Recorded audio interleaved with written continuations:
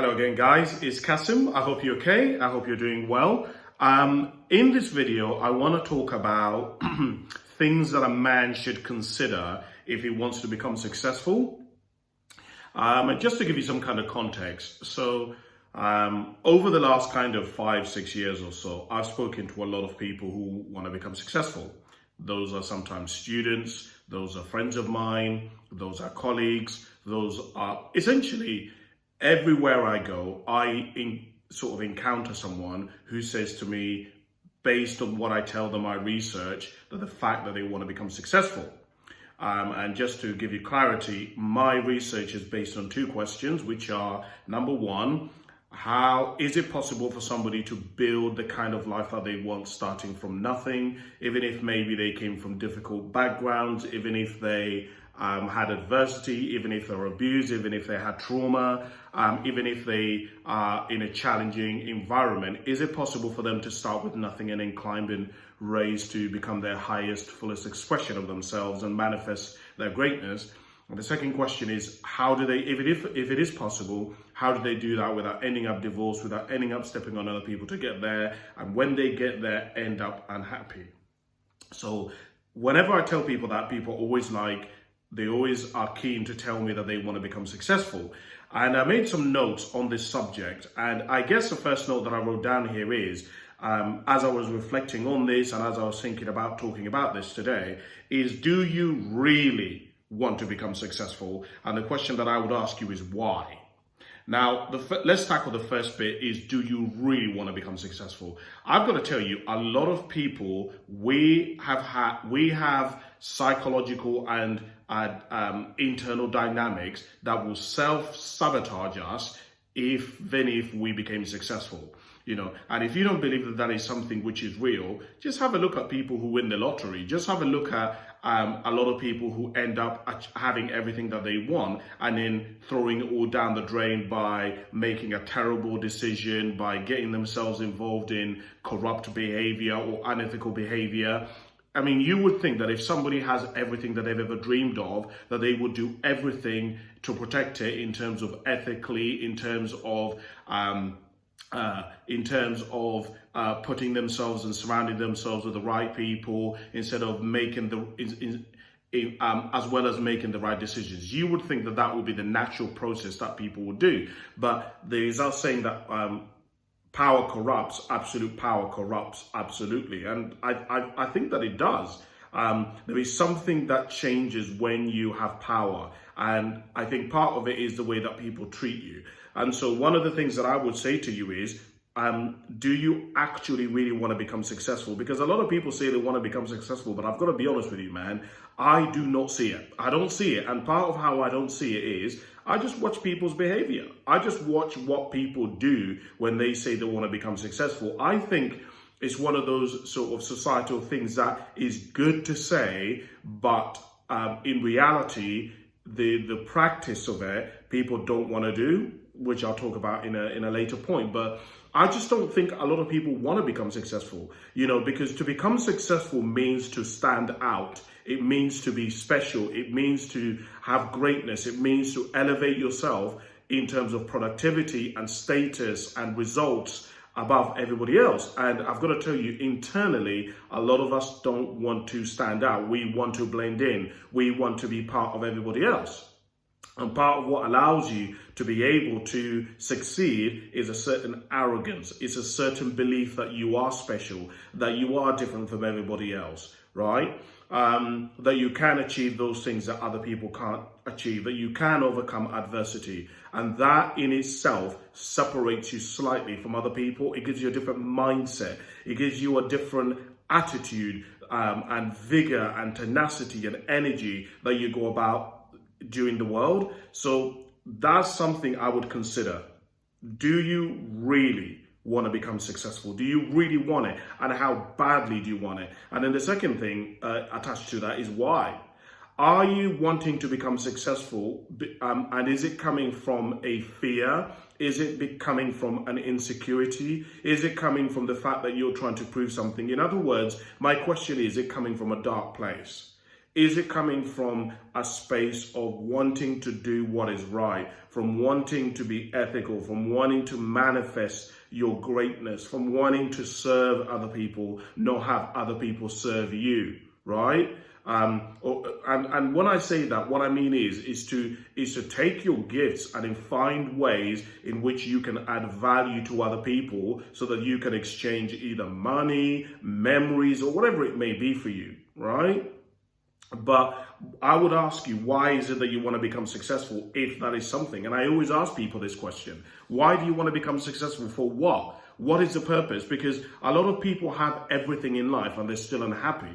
So are you doing it so that you can prove someone wrong? Are you doing it because you are coming from an insecurity? Are you doing it because you don't have anything else to do? You know, that's part of the reason why I want to become successful. And I want to become successful because quite literally, I've already done everything that I've wanted to do in my life, right? I've got the life that I've always dreamt of having. So for me, I kind of was like, well, why shouldn't I write all these books? Whenever people are like, well, that's a risk, that's going to fail. I'm like, well, I don't really have anything to lose. I've already achieved, you know, much of Maslow's hierarchy of needs. I've already got food. I already have a nice place to live. I already have safety.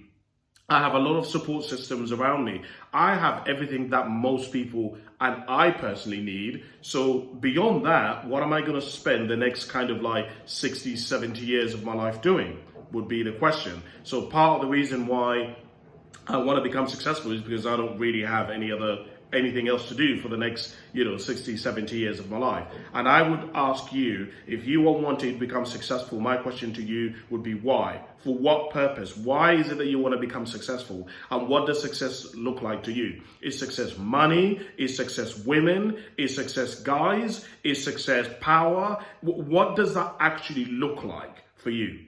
The other thing that I wrote down here is the price. In fact, I wrote down price is what I wrote down here. And I specifically wrote down the price to you and then the price to other people. Earlier on, I mentioned that if you want to become successful and if you want to reach high echelons of life and you want to be creative and you want to express yourself, much of that is separating yourself from other people. And I've got to tell you, my experience has been that human beings do not like seeing other human beings leave them. We don't like other people succeeding, not in terms of consciously. I think consciously we want other people to succeed. We want other people to do well. But when you look at people's behavior once somebody has been successful, the skepticism, the research process that people go towards to try and find out where they're going wrong, what's wrong with them, what have they done bad, where are they corrupt. People go on this process to find people and to tear them down once people reach high echelons. And I think part of it, and again, this is just a theory now here, don't quote me on this, is I think part of it is that people don't like being left. People don't seem to like not having other people stay with them. I think it's a safety thing. I think it's an insecurity thing. There could be many reasons which I won't delve into, but I just want to mention that if you do decide that you want to become successful, part of it is that other people are going to treat you differently. People treat celebrities differently. People treat people with money differently. And you may not necessarily want to be treated different, right? You may not want to be elevated to be some special individual. You might just want an ordinariness. But the problem is that your success might not allow you in order to live an ordinary life, which many people want. That's part of the reason why my second question is it possible to achieve that success and still be happy and without ending up divorced and all that sort of stuff, right? The other price that has to be considered is to you. What is it going to cost you as a person to succeed? Because there is going to be a price, and much of that price is that you're going to have to change and become someone who you may not necessarily recognize. The core of who you are will still remain the same, but your results are going to be different. Your worldview is going to be different. I was having a conversation not yesterday, but the day before, which would have been on Friday, I was having a conversation with one of my ex-colleagues, and when I used to know Lauren never used to believe in relationships and used to believe in love or anything like that. And now she's finally found a partner. She's found a boyfriend, and I was so happy for her. And it's like, wow, how wonderful it is for somebody to find love. And I was asking her, so what's changed? Like, what's different? And she said, nothing's changed actually, Kasim, because he accepts me for who I am, and he doesn't want anything to change, and I don't want anything to change about us and our relationship. And one of the things that I said to her is, that is something that you want to be cautious of, right? Because the relationship itself should change you, because you're going to learn things about yourself. You're going to learn things about your partner, which are going to inform how you move forward. You might have thought before that you are a very understanding person, but now you will get into spaces and periods in your life where you're having a lot of arguments, where you're having a lot of disagreements in your relationship. That does not mean that you're a bad person or your partner is a bad person, but you might find it challenging to be able to maybe even express your feelings, or to explore and see the world from the other person's perspective. And so your relationship is going to inform you about how you are as a person, about the world. You may have to learn boundaries. You may have to learn about how to protect your own relationship from other people. And so I said to her that you want to be careful to allow some white space and room in your relationship for it to grow, so that it doesn't become stale, so that it doesn't mold and stay where it is, right? You want it you want to water it. You want to, if metaphorically speaking, may have to change the pot in which your plant is, so that it can become more fruitful, so that it can grow. And it's the same thing. A lot of us in life, we don't want to become successful, or certainly we want to become successful. However, we don't want to change. We don't want to change our friends. We don't want to change our schedule. We don't want to change our lifestyle. We don't want to change our attitude. We don't want to change our belief. We don't want to educate ourselves. We don't want to refine our philosophy. We want everything to remain the same, yet we want to grow and develop and increase our productivity. We want everything to go up, but for us to remain exactly where we're at. And unfortunately, life doesn't quite work like that. So one of the things that I would say to a guy is, if you are somebody who wants to become successful, right, for example, you want to consider some of the price. You're like, for example, you might want to consider, what is your image?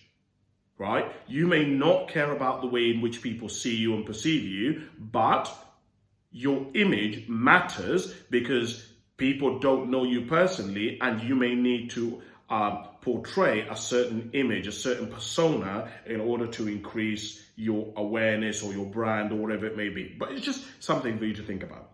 The other thing that I wrote down here is what the cure is. What is the core fuel for you becoming successful? And actually, this goes back to the point that I was saying earlier on about why people want to become successful. And part of this is, which is what I was reflecting on, is many people become successful, and when they become successful, they feel empty. They don't feel fulfilled. And part of it is that they've just kind of gone along with what they're good at, not necessarily try to fulfill what they need. And what they need may not necessarily be fulfilled by success. And so what I would encourage you to do and to reflect on is, what is the core of why you want to become successful? What is the bottom of it? For what, I'm not talking about, okay, I want to become successful to have money. Okay, that's one level. Now let's go back down to another level. Okay, money for what? Money so I can pay my bills. Okay, for what reason do you want to pay your bills? Right, this is what the kind of level of digging and the level of introspection that I'm talking about. Really looking at what motivates you, what drives you, what you're trying to achieve, what need you're trying to fulfill. And this requires a lot of work. I'm going to be honest with you. To actually do this work is very difficult. And I always try to explain to people that to truly live an extraordinary life means that you got to do some work on yourself. You got to maybe go to counseling. You got to have communicate with a spouse, or you got to share your vision, or you got to believe in other people to uphold their end of the bargain. It's a lot of work. It's a lot of internal work that you have to do on yourself. You may be a natural person who likes control, but you may have to delegate so that your business or your idea can manifest itself and you can actually realize it, because you can't do everything. So this is what I mean when I talk about this, but it's a very interesting point, something for you to consider. The other thing that I wrote down here is, can you handle the uncertainty of being humble and of delayed gratification? And this is really, really important. Whenever people want to talk to me about being successful, I always say to them, you realize it's going to take a while, right? I say to them, you realize that it's going to be difficult. You realize that you're going to have to learn things and humble yourself and even take your vision and sometimes manifest it differently and refine it and tweak it. Like when I originally wanted to start writing books, I wanted to write the books that I wanted to write. But then I came to realize that if you want to write a book that is going to become, successful and that is actually going to sell, you've got to solve a problem that people want to actually need solving. You can't just write books for the purpose of writing books. Do people actually want to buy that kind of a book? Which meant that I had to take my vision of wanting to help men realize their potential and actually focus in on an area and actually become a niche and decide where specifically do I want to focus, what problem specifically do I want to solve in this particular book. Not just write books for the purpose of writing books, because anyone can write books, right? It's something that you have to learn with art, actually. There are a lot of people that don't realize that the best artists are not the best-selling artists. Right? There are a lot of people there who are super good, beautiful painting, amazing works, but no one has seen them because those individuals haven't learned how to market and package their art in such a way that it can be consumed by consumers, by customers, by clients, right? It isn't just life, or certainly business or becoming successful isn't just simply about wanting to do what you want to do. It has to be channeled and manifested and aligned in such a way that other people can receive that which you have to offer. And the other thing on that is that, so part of that is being humble, but the other thing is that delayed gratification, right? Some things, like to really be good and make something really wonderful and amazing, takes time.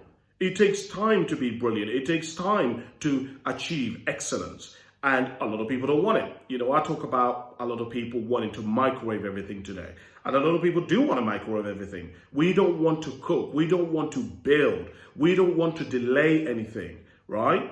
And so much of wanting to become successful is being able to wait, is being able to be patient, because sometimes, and I'm going to go a little bit spiritual, God, the universe, whatever you want to call it, doesn't show you the full vision straight away. It will show you your vision in glimpses. So you've got to act on what you've got today and what you can do today. And as you progress and move forward in your vision of what you can see today, the vision begins to expand. It begins to grow. You begin to see more of it, right? And a lot of people aren't prepared to wait and do what they can today so that more of their vision can be shown to them and can be exposed and can be revealed to them as they begin to build. All right, so that's something for you to think about. The other thing that I want to leave you with is not everybody can get what they want in life. I share with people all the time that everything is possible and anyone can have everything that they want, but not everything is possible for everybody. And that's a really important point, because if you believe that anything is possible and you go for the wrong things, you are not going to become successful. And so part of wanting to become successful is looking at what actually works for you. right? Of course, it's possible to become a CEO of a company. That isn't a problem. Of course, it's possible for you to become a world-class runner or athlete. That isn't an issue. Everybody knows that.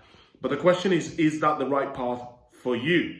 Because you might find, and this is quite ironic really, that the very thing that you hate the most is the very thing that actually people value the most about you. Isn't that ironic? I remember people watching X Factor, and it's always ironic that people who are on X Factor are the people who hate being in public. They hate their voice, they don't want to sing, yet they get a standing ovation. And it's like, how can this person who believes that they're nothing, works in Audi or Tesco's or some very ordinary place, is able to be seen by all of these people and believe that they have this incredible talent and gift? And that's just something for you to think about, because you may be wanting to become successful at what you want to become successful, that may not necessarily be what people value about you. And you may need to do the work to align yourself with what is the best thing for you. And you've got to know what your limitations are.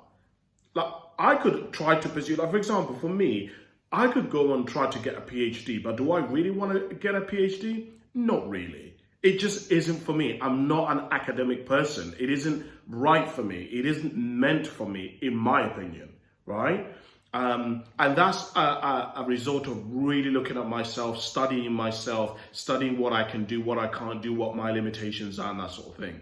So that's where I want to leave you with, what I want to leave you with and where I want to leave you. I don't know what you think, whether you agree with me, you disagree with me, what your thoughts are on this. I'm always keen to hear what you guys think. What do you think about this subject? Comment, send me a message, all that fancy stuff.